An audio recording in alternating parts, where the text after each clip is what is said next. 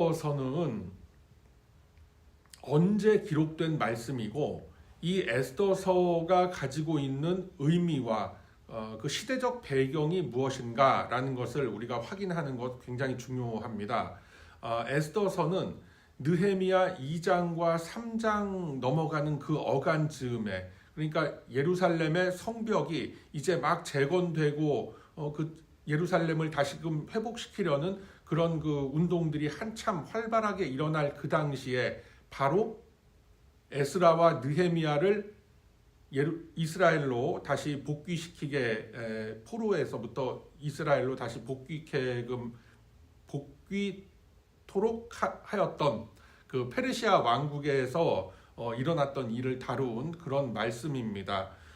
그래서 느헤미야 한 2장과 3장 어간에 보면은 무슨 말씀이 기록이 되어 있는가라고 보면은 느헤미야가 그 아닥사스다 왕의 특명을 받아서 이제 예루살렘으로 되돌아가게 됩니다.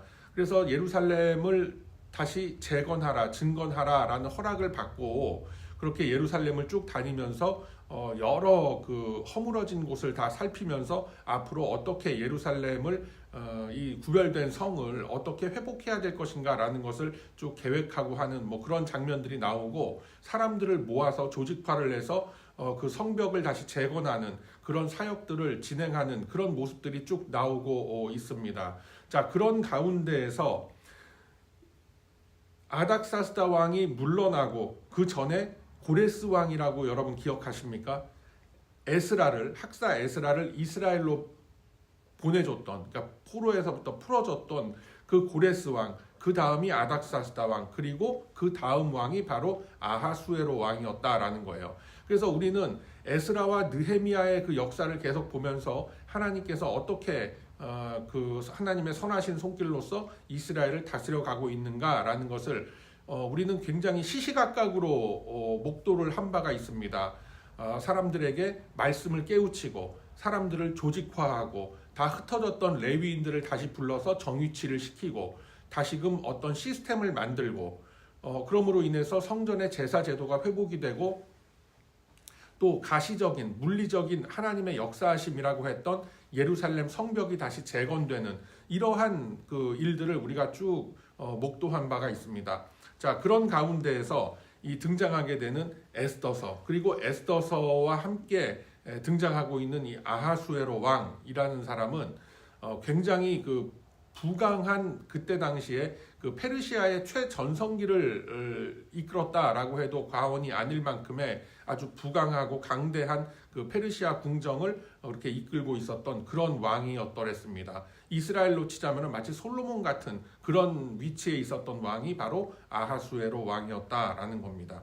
그래서 그는 엄청난 부귀영화를 누리고 있었고 강대한 제국을 건설했습니다. 에스더서 1장서부터 지금 우리가 쭉 말씀 나눈 그 어간의 말씀들을 보면은 굉장히 그가 얼만큼 큰 영토를 다스리고 얼만큼 큰 권력을 휘두르고 있었다라는 것을 우리가 어림짐작해서 알 수 있는 그런 대목들이 많이 나옵니다. 인도로부터 구스까지, 그러니까 사실상 뭐 거의 동남아시아라고 그러면 그렇지만 하여튼 지금의 인도 지역까지 이르는, 그러니까 지금의 이스라엘 지역서부터 이렇게 그 영향력을 발휘하고 있었죠. 그리고 그 옆에 이락이 있죠. 그리고 그 옆에 지금 뭐 한참 그 전쟁으로 시끌시끌한 그 이란이 있고, 그 이란을 지나서 뭐 투르키메니스탄인가요? 뭐 이런 그 중앙아시아 쪽으로 넘어가면서 이제 인도까지 펼쳐지게 되는 이제 그런 지도는 여러분들도 다 아실 텐데, 그렇게 광활한 영토를 페르시아 제국 이렇게 세워서 다스리고 있던 사람이 아하수에로 왕이었다라는 겁니다. 사실 그래서 어떻게 보면은 하나님께서 이스라엘 백성들을 다시금 포로로부터 되돌려주기 위해서 아하수에로 왕을 사용을 하신 거예요. 그러니까 페르시아 제국을 사용을 하신 거죠. 그래서 여러분 이런 속담도 있지 않습니까? 쌀독에서 인심난다라는 말이 있잖아요. 자기들이 굉장히 부강하고 수많은 영토를 막 다스리다 보니 이제 자그마한 그 이스라엘이라는 영토에 대해서는 어떻게 보면은 그렇게 이 사람들이 그 신경을 안 썼을 수도 있어요. 총독을 한 명 보내서 자기들의 자치 정부로서 다스리게끔 하고 그 자신들의 영향력을 그렇게 미치는 걸로 그렇게 쭉 관리를 해왔던 그런 배경사가 사실은 이 뒤에 깔려 있는 겁니다. 그러다 보니까 페르시아가 만약에 예루살렘, 그러니까 이스라엘 지역에만 목을 메고 있는 그런 상황이었다라고 한다면 이 포로 귀환이 일어나지 않았을 수도 있어요. 그런데 하나님의 선하신 역사하심은 우리가 짐작하지 못하지 않습니까? 하나님께서는 악인을 들어서도 선한 일을 하실 수가 있고 또 의인을 들어서도 악한 자리에 그렇게 서는 것을 용납하실 수도 있는 그런 분이시다라는 거예요. 그래서 우리가 에스더서를 보면서 놓치지 말아야 되는 이제 중요한 몇 가지가 있는데 하나님의 직접적인 역사하심이 나타나지 않는 것처럼 보이지만 그 모든 일어나는 사건들과 또 사람들의 그런 그 행동들, 결정들 이런 가운데에 결국은 하나님의 선한 손길이 다 배어 있더라라는 것을 우리가 이렇게 찾을 수 있는 그런 말씀들이 에스더서에 굉장히 많이 있다라는 거예요. 그래서 에스더서가 전체적으로 우리에게 말씀하고 계신 거는 이러한 그 세상의 부귀 영화와 하나님과는 전혀 상관없는 것 같은 이런 이야기 속에서도 하나님의 역사하심은 계속해서 이 사람들을 붙들고 이끌고 가고 계시더라라는 것을 우리에게 보여주고 있는 겁니다. 자, 그래서 이제 본문 5절 이하의 그 말씀을 한번 보면은 3절서부터 이렇게 말씀을 한번 봅시다.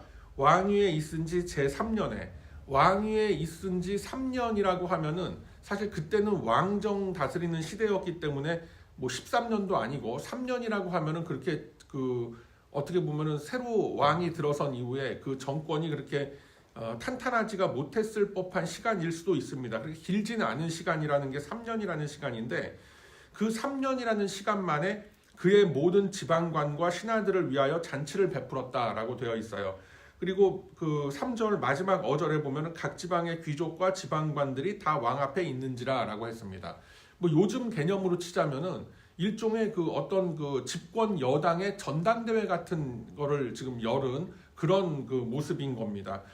각 지방의 모든 귀족과 지방관들을 다 왕 앞에 끌어모을 정도의 권력이라고 그러면 엄청난 권력이 있는 거죠. 그리고 127지방을 다스리는 왕이었다라는 것. 그러니까 굉장히 그 당시에 뭐 어떻게 보면 로마 제국이 이제 들어서기 전인데 그 헬라나 로마 제국보다도 더 그 큰 규모의 권력을 쥐고 있었던 사람이 아하수에로 왕이었다라는 것입니다. 자, 그래서 이 왕이 5절에도 보면은 그런 그 큰 잔치를 베풀고 5절 중간에 보면 귀천간의 백성을 위하여 왕궁 후원들에서 7일 동안 잔치를 베풀었다라고 하고 있어요. 그러니까 빈부 고하를 막론하고 모든 백성들에게 왕이 베푸는 그런 큰 잔치를 즐기도록 할 정도로 그렇게 왕의 권력과 그가 누리고 있었던 명예와 부가 엄청났다라는 걸 보여주고 있죠. 그래서 6절에도 보면은 뭐 백색, 녹색, 청색 휘장을 자색하는 배줄로 대리석, 기둥, 은고리에 맸다라고 합니다. 여기에 등장하는 색깔들 굉장히 그 낯익은 색깔들이죠. 백색, 녹색, 청색 휘장을 자색, 이 네 가지 색깔들 우리가 보통 보면은 그 절기 때마다 우리 교회 본당에도 스톨 그 색깔들이 다 스톨이 뭔지 아시죠? 그 제단을 장식하는 그 천 같은 거 있지 않습니까? 그거가 색깔이 다 바뀌고 있는 건데 그게 아무 색으로 그냥 그렇게 뭐 계절 따라서 바꾸는 게 아닙니다. 그 절기마다 의미가 있고 그 의미에 담겨 있는 그 어떤 성경적인 그런 형상들을 하나님께서는 이미 말씀을 통해서 레위기의 말씀이라던가 뭐 여러 신명기 말씀 뭐 이런 말씀들을 통해서 우리에게 상징하는 색깔로서 다 보여주신 것들이 있어요. 그래서 백색이라는 것은 하나님 앞에 어떤 영적인 순결을 상징을 하고 녹색이라는 것은 복음 안에서의 성장 그리고 청색이라는 것은 예수 그리스도를 나타내는 그런 색깔이다라는 거예요. 그리고 자색, 뭐 예수 그리스도의 헌신과 희생 뭐 이런 것을 상징하는 그런 색깔들이 등장을 하는데 마침 이 페르시아 그러니까 무슬림이라 뭐 이때는 뭐 모하멧이 나오지 않던 시절이었으니까 하여튼 이 이방 민족들도 이런 색깔들을 사용을 해서 그렇게 왕의 권위와 어떤 이런 것들을 표현을 했다라는 것을 우리가 또 볼 수가 있죠. 그리고 그 마지막 어절에 보면은 금과 은으로 만든 걸상 걸상이 의자 아니에요. 의자와 뭐 이런 것들을 화반석, 백석, 운모석, 흑석을 깐 땅에 진설을 했다라고 되어 있습니다. 그러니까 많은 사람들이 그 수많은 백성들을 그 불러 모으려면은 뭐 지금 뭐 여러분 뭐 광화문 광장, 뭐 여의도 광장 같은 그런 큰 광장에 그렇게 사람들을 모아서 잔치를 했을 텐데 거기에 금과 은으로 만든 책상들을 쫙 그 의자들을 배치를 해서 사람들이 앉게 하고 그냥 흙바닥에 그렇게 놓고 앉게 한 게 아니라 화반석, 백석, 운모석, 흑석 엄청나게 고급 대리석들을 그 광장에 다 깔고 그 위에 백성들을 앉혔다라고 하는 거예요. 그러니까 어느 정도의 권력과 부를 가지고 있었다라는 것을 알 수가 있죠. 그리고 7절에 보면은 금잔으로 마시게 했다. 그리고 잔의 모양도 각각 다 달랐다. 왕이 풍부하였으므로 어주가 한이 없었다. 그러니까 왕이 베푸는 그 술과 음식이 끝없이 제공이 됐다라는 것입니다. 그리고 마시는 것도 법도가 있어라고 했는데 사람으로 억지로 하지 않게 했다라고 하죠. 그러니까 왕이 내리는 술이니 뭐 전부 다 뭐 남김없이 한 방울도 남김없이 받아 마셔야 된다. 뭐 이런 그게 아니라 다 각자가 원하는 대로 자유롭게 그렇게 하도록 그렇게 했다라는 겁니다. 그렇게 자유를 확 주어줄 수 있다라는 거는 그만큼 자신감이 있고 자신이 그만큼 이렇게 탄탄하기 때문에 가진 것이 있기 때문에 그렇기 때문에 다른 사람한테도 이렇게 자유를 줄 수 있는 그런 여유가 생길 수가 있었던 거겠죠. 그래서 이런 어떤 그 부요한 그런 모습들 이런 것들이 지금 배경으로 이렇게 쫙 깔리게 돼 있습니다. 자, 그런데 이러한 부귀 영화를 누리는 모습들이 어디서 많이 익숙한 모습인데 바로 이 사람들이 점점 부를 쌓게 되고 또 자신의 자존심을 올리게 되면서 바벨탑을 쌓아갔던 모습들 이런 모습들하고 살짝 지금 오버랩이 다 되고 있는 거예요. 자, 그래서 앞으로도 우리가 살펴볼 내용이지만 이 에스더서의 말씀을 보면은 뭐 여호와 하나님, 이스라엘의 하나님, 뭐 성령, 제사, 성막 이런 어떤 종교적인 수사, 종교적인 단어, 하나님의 이름은 전혀 등장하지 않습니다. 마치 그 뭐 궁중에서 일어났던 뭐 여인천하 같은 뭐 용의 눈물, 뭐 사극 그런 거 있지 않습니까? 마치 그런 사극이 흘러가는 것 같은 그런 내용들이 나와요. 아니 뭐 다윗과 솔로몬의 스토리들도 전부 다 사극 아니었는가라고 생각하실 수 있겠지만 그때는 항상 하나님이 등장을 했다고요. 그 스토리 속에. 그 말씀들 속에 항상 하나님이 말씀하시되 다윗에게 이렇게 일렀다. 솔로몬에게 이렇게 누구를 통해서 말씀을 전했다. 뭐 이런 대목들이 있는데 에스더서에는 전혀 그런 게 없어요. 하나님의 개입이 전혀 나타나 있질 않다고요. 문학적 관점에서만 봤을 때는. 그럼에도 불구하고 아까도 말씀드렸지만 이 사람들이 내리는 모든 의사 결정과 또 진행되는 모든 사건들의 그 배경을 가만히 보면은 그 흐름을 가만히 보면은 이 속에 결국은 하나님의 그 구원의 역사하심이 이 속에 벌써 다 깔려 있구나라는 것을 우리가 자연스럽게 알 수 있도록 그렇게 역사를 하시더라라는 거예요. 굉장히 그 깊은 말씀입니다. 에스더서의 말씀이. 그래서 에스라나 느헤미야에서는 하나님의 선한 손이 우리를 이끌었다. 하나님의 선한 손이 함께 하셨다라는 대목들이 계속 중간중간에 등장을 했던 걸 우리가 기억을 합니다. 그래서 하나님의 선한 손으로 백성들을 다시금 모으게 했고 하나님의 선한 손으로 레위인들을 세워서 성전을 재건시켰고 하나님의 선한 손이 역사하사 성벽을 재건하고 준공식도 올리고 하나님께 감사와 기쁨의 제사를 드렸다. 뭐 이런 말씀들 우리가 다 나누지 않았습니까? 그런데 에스더서에는 그런 표현들이 전혀 안 나온다는 거예요. 그냥 그냥 사극 보는 것 같은 이스라엘 사극, 그러니까 페르시아 왕국의 사극을 보는 것 같은 그런 장면들이 계속 이렇게 진행될 뿐이에요. 하지만 그 속에서도 하나님의 역사하심은 여전히 함께 하시더라라는 겁니다. 그래서 이런 말씀들을 우리가 보면서 이제 여러 가지 의문이 좀 드는 게 있어요. 아니 그렇다면은 에스더서 같은 말씀을 굳이 성경책 안에 집어넣을 필요가 있는가? 페르시아 궁전에서 일어났던 일이고 또 하나님에 대한 어떤 뭐 교리적인 내용이라던가 하나님의 이름이 등장하는 것도 아닌데 굳이 왜 성경에 집어넣었단 말인가라는 그런 의문이 들 수가 있습니다. 맞습니다. 그 합당한 의문이에요. 일개 연약한 한 여인의 이야기가 바로 에스더서의 말씀이에요. 그런데 여러분 한번 잘 생각해 보세요. 일개 연약한 한 여인의 스토리가 에스더 말고 또 누가 있죠? 바로 누구죠? 룻기가 있죠.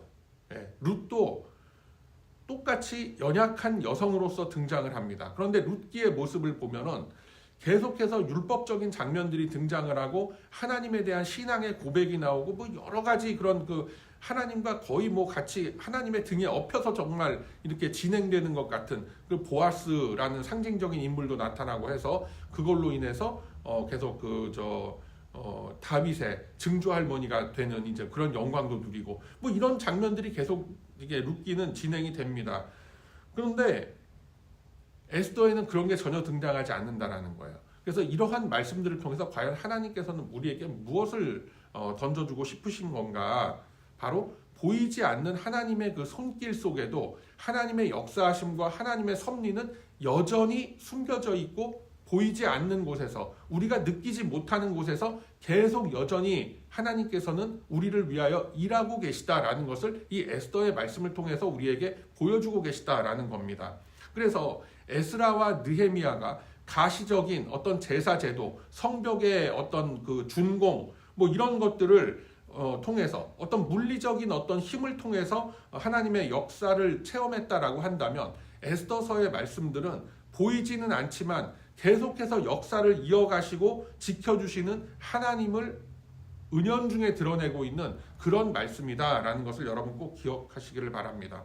그래서 이 아하수에로 왕을 통해서 정말 그 이스라엘 백성들이 명맥이 끊길 위기에 처하고 그 아직도 포로에서부터 이스라엘 지역으로 복귀하지 못하고 남아 있었던 모든 이스라엘 백성들이 아주 그냥 진멸을 당할 위기에 처하게 됩니다. 그리고 더 나아가서는 그 당시에 지금 이 아하수에로 왕의 권력과 이런 정도의 파워라면 예루살렘 성벽 지금 다 준공을 했지 않습니까? 준공식도 하고 느헤미야가 막 기쁨의 그런 찬송도 올리고 다 제사 드리고 했는데 그것도 그냥 뭐 하루아침에 다 박살낼 수 있을 만한 정도의 권력과 군사력을 가지고 있었던 것이 페르시아의 아하수에로 왕이었다라는 겁니다. 뭐 요즘에 뭐 좀 여러 가지 시끄러운 뉴스들 나오면서 그렇게 일방적으로 얻어맞고 있는 그런 아하수에로 왕의 후손들과는 상당히 다른 그런 모습을 갖고 있는 그런 아하수에로 왕이었는데 자 그런 속에서 그런 그 제국의 그 강대국의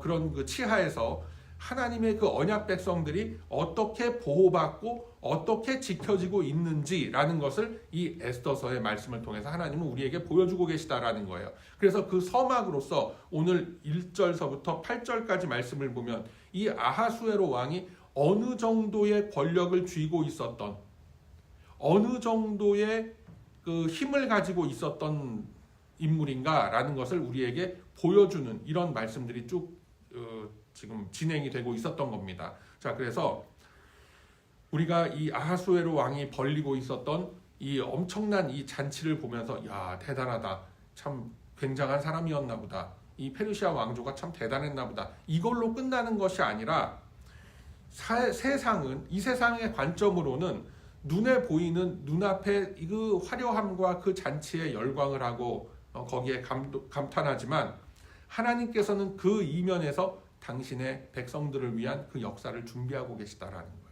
그걸 놓치면 안 된다라는 거예요. 우리들이 살아온 인생 다 똑같습니다. 내가 고통당하고 내가 위기의 상황에 처한 것 같았을 때 하나님은 나를 버리신 거 아닌가, 나를 외면하신 거 아닌가 라는 의심이 들었을 때에도 하나님께서는 보이지 않는 곳에서 더 나은 자리를 위해서 그리고 더 우리를 하나님께 가까이 이끌고 가시기 위해서 우리를 위해서 고난도 준비하시고 연단도 준비하시고 때로는 예비된 복도 준비해 주시면서 계속해서 우리를 이 시간까지 이끌고 오셨다라는 것이 이 에스더서를 통한 우리의 고백이 되어야 할 줄로 믿습니다. 그래서 이 시간 함께 기도할 때에 어찌 보면은 낯선 문화가 다른 페르시아 왕궁에 던져진 것 같은 고대 이스라엘 백성들과 같이 참 이민자들도 우리 이민 1세대 성도들도 뭐 여타 다른 이유로 인해서 우리가 이 땅 미국에 살고 있는데 이 속에서도 우리가 던져짐을 당한 버림을 받은 그냥 방치되어 있는 그런 존재가 아니라 우리를 여전히 붙들고 계신 그 하나님의 역사하심은 우리가 느끼지 못하고 우리가 잘 보지 못하지만 영의 눈이 떠졌을 때는 분명히 우리는 그것을 확인할 수 있고 체험할 수 있으리라 저는 믿습니다. 여러분 꼭 믿으시기를 바랍니다. 그래서 그 하나님의 손길을 이 에스더서의 말씀을 통해서 비록 눈에 보이지는 않지만 나타나지 않고 드러나지 않는 것 같지만 이제까지 나를 이끌고 오신 하나님의 그 손길이 바로 어디서부터 비롯됐다? 이 에스더서의 이 이스라엘 백성들을 계속해서 인도해내고 이들을 버리지 않고 끝까지 지켜주신 그 하나님의 손길이 2026년도를 이민자로서 살아가고 있는 우리들의 삶과 우리들의 영혼도 여전히 하나님께서 우리를 지키고 보살피시면서 당신의 그 역사 속에 우리를 이끌고 가고 계신다는 그 확신을 여러분 꼭 가지시길 바랍니다. 그래서 이 시간 기도할 때 비록 나의 우둔함과 나의 연약함으로 인해서 때로는 하나님을 원망할 수 있고 때로는 하나님의 그 역사하심을 의심할 때가 많았지만 그래도 여전히 주님께서 나를 붙들고 계심을 믿게 하시고 그 하나님의 섭리와 그 하나님의 사랑하심 속에 내가 계속해서 이 굳센 믿음을 가지고 붙들림 받은 하나님의 백성으로서의 이 정체성을 놓치지 않게 하소서라는 이 제목을 놓고 우리 함께 기도의 깊은 자리로 나아가는 저와 여러분의 거룩한 이 아침이 다 되시길 주님의 이름으로 축복합니다.